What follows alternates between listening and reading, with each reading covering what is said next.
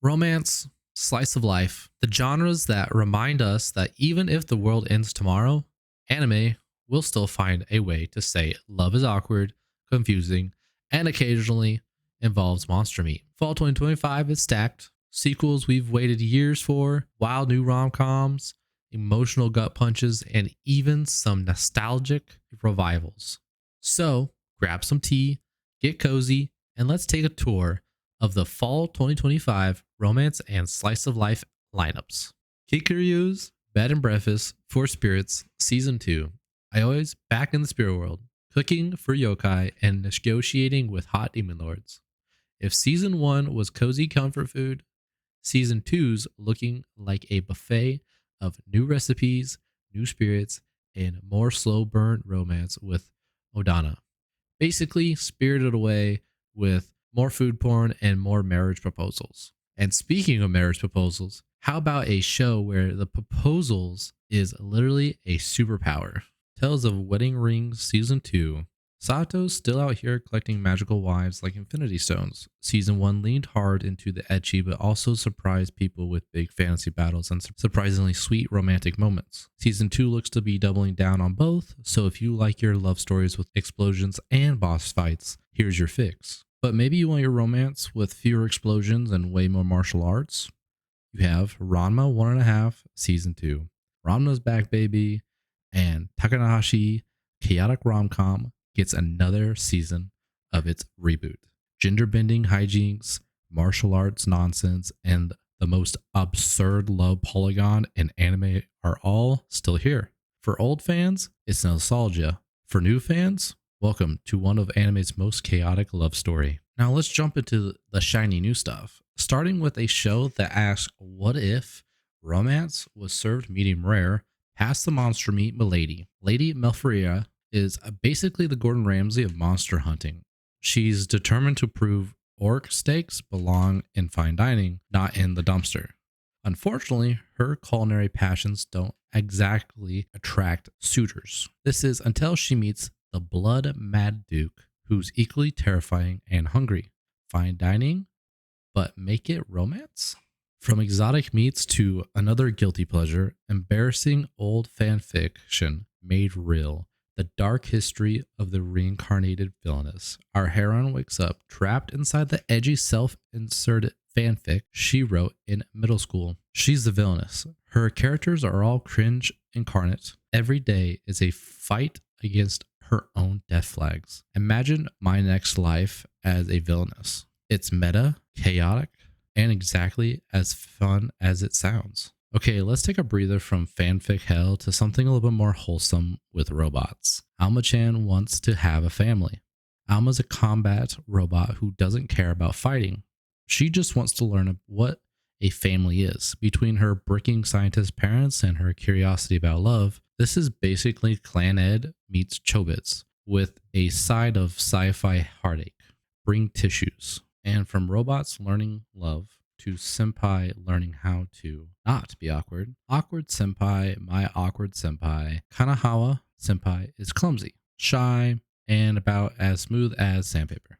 Enter Kamigawa, her cute new kohai. The series is sweet, awkward rom-com about learning how to deal with her feelings. When you have no idea what you're doing, think my senpai is annoying, but flipped on its head. And speaking of flipping things on their head, how about supposed popular jerks who actually are not? Chitose is in the Ramune bottle. Saku Chitose is the guy everyone loves to hate online, but in reality, he's a charming, popular, and surprisingly responsible student. When his teachers task him with bringing a shut-in student back to school, he has to prove he's more than his reputation. This one's rom-com meets social commentary wrapped in shining high school drama. Now let's go from confidence to insecurity with a heroine who gets a second chance at love and at herself. Plus-size misadventures in love. Yamiko has always struggled with her looks and confidence until a freak accident gives her a completely new appearance. Instead of diving into shallow beauty tropes, this show flips the script, exploring insecurities, self-worth, and finding real love. Oh, and did I mention there's a murder subplot? Because yeah, there's that too.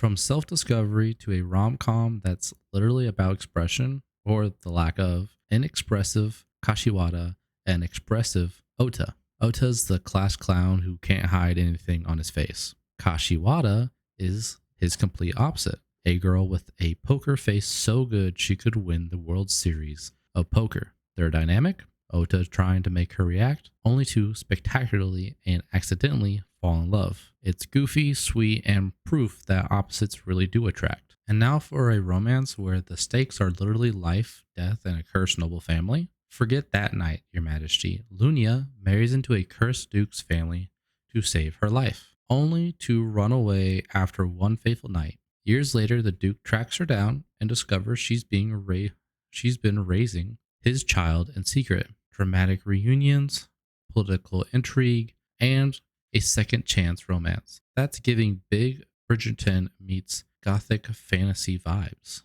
But maybe you prefer your romance less cursed and more fluffy, like Beast Boy Fluffy? With you, our love will make it through. Beast Folk Boy goes to human school, falls for a nervous girl.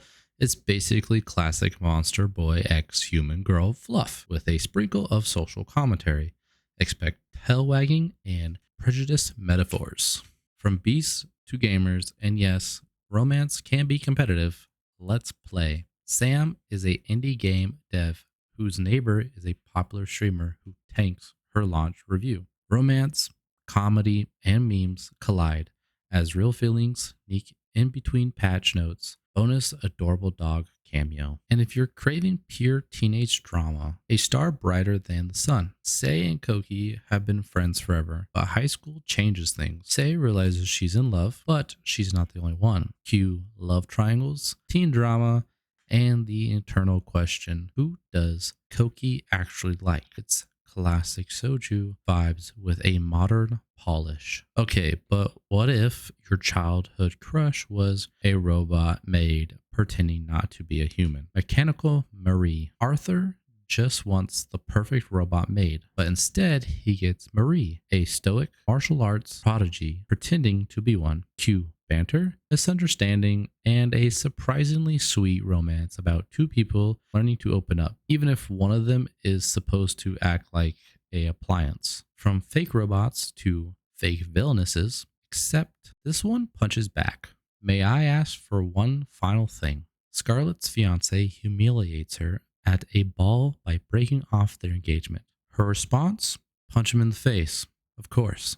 What follows is her quest for revenge, freedom, and maybe new love. It's a fantasy rom-com with a rebellious streak. Think Villainess stories, but with way more fist. Of course, if you prefer your romantic chaos in modern setting, nothing says romance like a teasing sister. My friend's little sister has it in for me.